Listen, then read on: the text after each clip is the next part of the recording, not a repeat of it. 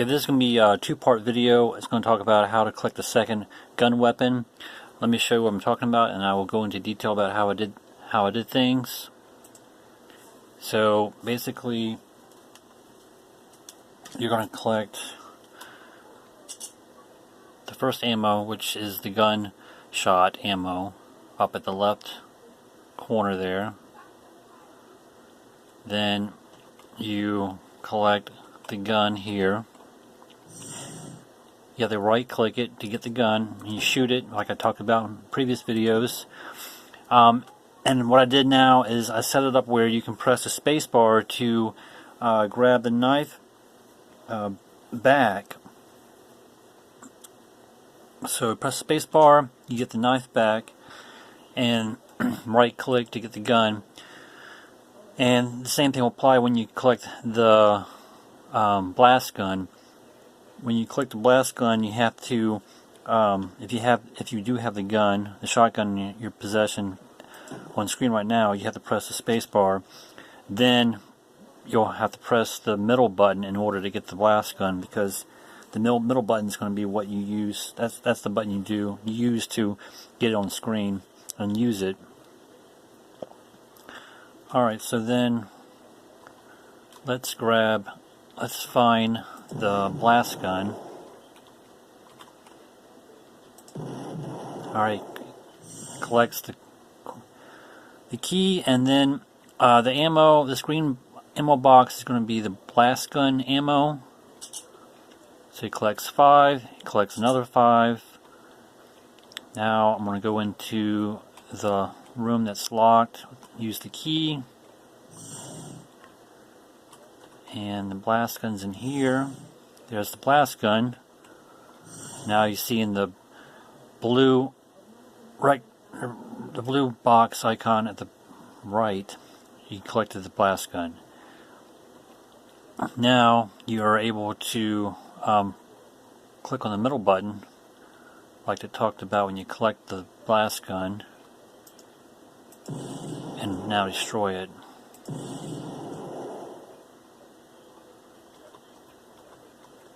And if you want to switch back to the shotgun, you have to press the space bar to get the knife first, then press the right button to use the shotgun. For some reason, I'm not able to switch the weapons without switching it to the knife first. So once he has a knife, he has two options. He can press the right button to get the shotgun, because he has it in his inventory, or go back to the knife and then middle button to get the blast gun. So that's how it's going to work.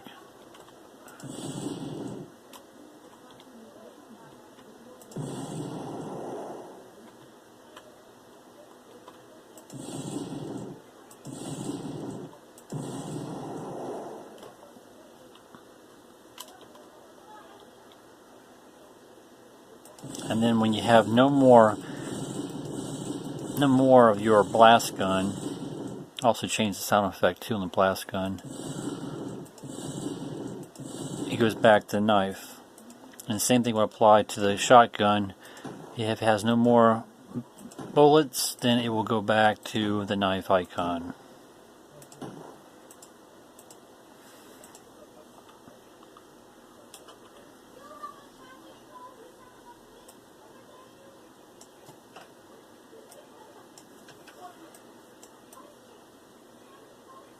Alright, so what I did was I made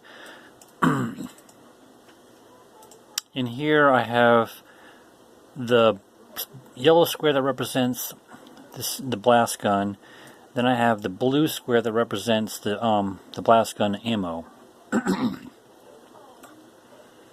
And then when you collect the blast gun, then this is what happens. You have the var in here, which is image_speed 0.1. It's the same information as I did in the the first gunshot icon. It's just I just copied the information over, but But what's different here is that when the object player collects the shotgun, it's going to do this set variable, which I got from the control tab. Excuse me. Alright, and this shotgun, the code for this to make it work, where it shows the text at the top information at the top, it says shotgun ammo, and then it says blast gun ammo text, and this is what it represents. So the blast gun is going to be ammo 2. So global.ammo 2, he collects 10. So when he collects the blast gun, he will get automatic 10 ammos already, which will be added to his ammo text box at the top for the blast gun. Set it to relative, and you'll notice that I used to have, in my other video, I had it set up where I had it set the score. So in score, I used to have this in place of this VAR one. Now, score will work great if you only collect one gun weapon. But in this situation where I collect 2 gun weapons, you can't use the score icons because GameMaker only has it set up where you can only use it once. If I had used the set score icon for both weapons, when you press the button to fire the weapon, both text icons at the top would lower the your bullets down by 1, and you don't want that to happen. So for this to work correctly, you have to use the VAR icon for both weapons, and so that way when you fire your weapon, it only affects that weapon you're firing, not the other weapon. But like I said, if I was using the score icon for this in place of the VAR, then both ammos would be lowered by 1 every time you shoot either the gunshot or the blast gun. So that's why I'm using the VAR statement here. I should have used the VAR in the other video, but just made it easier on myself by using the score icon, since I wasn't utilizing that for picking up coins or whatever, so that's why I used that. So when you collect the blast gun, you get 10, and a message box will pop up saying object message 2. So when this object message 2 is going to be, when you pick up the blast gun, this is what's going to say middle click, press the middle click button to use the blast gun. So if you have you might want to change the text on here. I didn't do it in this video, but you could say, in order to use the blast gun, you have to switch to your knife. So you could say something about press the space bar to get your knife back. If you have the shotgun already in your possession, press the space bar to get your knife back, and then press the middle button to get your blast gun. Same thing applies to the shotgun. If you have your shotgun in possession and you collect, or if you have your blast gun in possession and you're using the shotgun, in order to right click to use your shotgun, you would have to press the space bar to get your knife back first in order to switch back, or switch to your shotgun.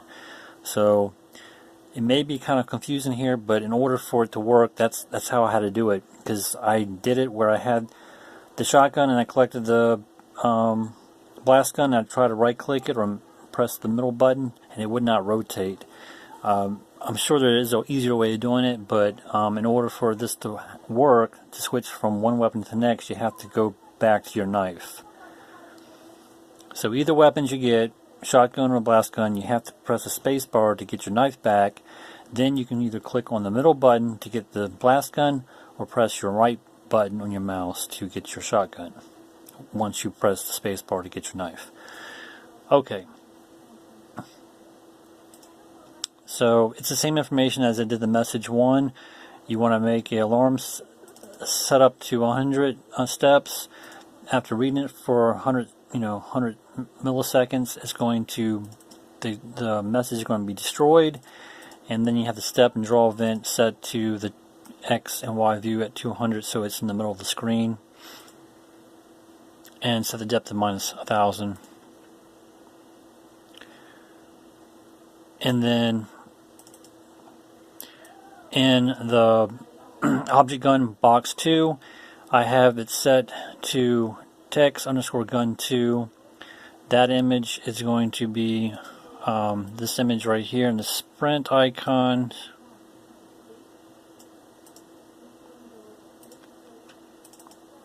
Text gun 2. Text gun 2 is this gun right here. This is the blast gun. So this code's relating to that blast gun. So I have it to 3. If I made this 4 or 5, it would stretch the blast gun up. It would make it look too big. It looked too stretched. So 3 makes it look thin and looks normal. So that's why I have that number set to 3.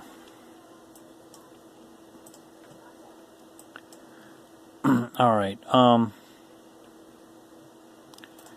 Then in the shotgun,